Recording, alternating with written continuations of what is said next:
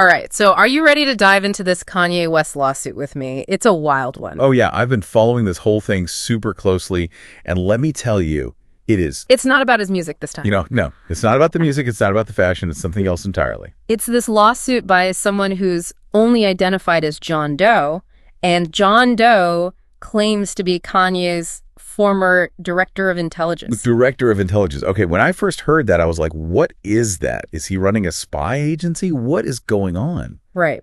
What does a director of intelligence even do for Kanye West? I mean, that's the big question, right? So the lawsuit claims Kanye hired John Doe initially for his presidential campaign back in 2020. Which, okay, Kanye in politics, that's not completely out there. No, not totally shocking. But it sounds like things took a turn. Yeah, the lawsuit says the job description kind of morphed from campaign work into something way more, I don't even know what the word is. Clandestine. Yeah, clandestine. Like almost like a spy movie or something. Like, what, is he a secret agent now? So John Doe claims he was handling all these non-disclosure agreements, NDAs. Oh, NDAs. Yeah. Which, I mean, those are pretty standard. For sure, especially for someone at Kanye's level. I mean, you're going to have people sign those left and right. He's got to keep things quiet. Exactly. You've got secrets to protect. Exactly. But on top of the NDAs, John Doe says he was also ordered to conduct investigations, like full-on investigations. On who, though? Because that's the part where I'm like, who were we investigating? So that is where it gets really juicy. Okay. And that's what we're going to get into when we come back.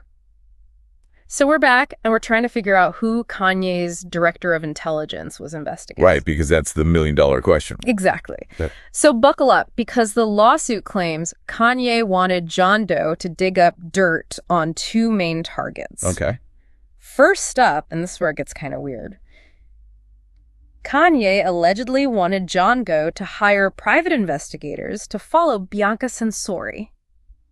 His wife? Yes, his wife. Without her knowledge, like, secretly follow her. See, that's where I'm like, okay, hiring a private investigator in itself, not illegal. Like, there are legitimate reasons to hire one. Right, like background checks or... Yeah, finding a missing person or something. Exactly. But it's when you get into, like, following your spouse without their knowledge. That's getting into some ethically... shady territory. Shady territory, for sure. And it gets even wilder. Okay. John Doe claims that Kanye also wanted him to investigate the Kardashians. Oh, boy. And not just, like, their past or anything like that. Digging up dirt like tabloids? No, like actual criminal activity. The lawsuit actually uses the term sex trafficking. Whoa. Okay, so that's a huge accusation to make. Right. Because accusing someone of a crime, especially something as serious as sex trafficking, that's not something you just throw around lightly. No. There could be serious legal consequences if you make those accusations and they turn out to be false. Exactly. So we're already in some murky waters here, right? Yeah. But the lawsuit goes beyond just John Doe's job duties. It also talks about Kanye's behavior during this time. Okay. John Doe claims that around May of 2024, Kanye started acting erratically, maybe even fueled by his use of nitrous oxide. Laughing gas. Yeah, laughing gas. Apparently, he had just gotten these titanium teeth grills, and John Doe seems to suggest there might be a connection there. I mean, we always have to remember with these things, correlation doesn't equal causation, right? Of course. Just because two things are happening around the same time doesn't mean that one caused the other. Absolutely. But it is interesting timing, right? Yeah. Like, around the same time, Kanye reportedly started laying off staff at Yeezy. It's like we're trying to piece together this giant puzzle. Right. We've got all these pieces of information and we're trying to figure out how they fit together. It just keeps getting weirder. Because John Doe says the final straw was when he reported some alleged abuse happening at Donna Academy.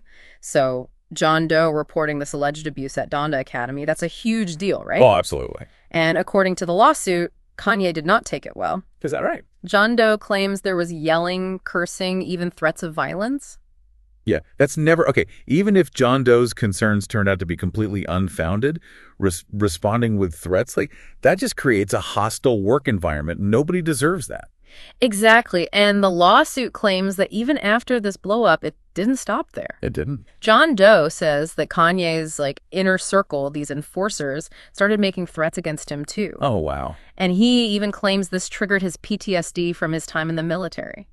Wow, so this is serious stuff. Yeah, this lawsuit really gives you a look behind the curtain of what it's like to work for someone like Kanye West. Right, and it makes you think about all the pressures that come with fame and fortune, how easy it is for things to get out of control. Absolutely. So to kind of sum up this whole wild ride, we've got John Doe claiming to be Kanye's director of intelligence, suing him for unpaid wages, emotional distress, and throwing out all these crazy accusations that honestly sound like they're straight out of a movie.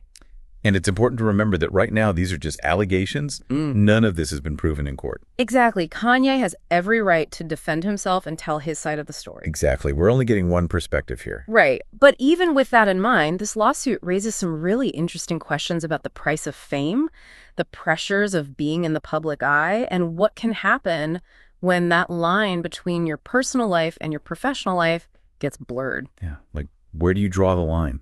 It really makes you wonder what else might be going on behind closed doors that we don't know about, and that is something to think about as this whole thing continues to unfold.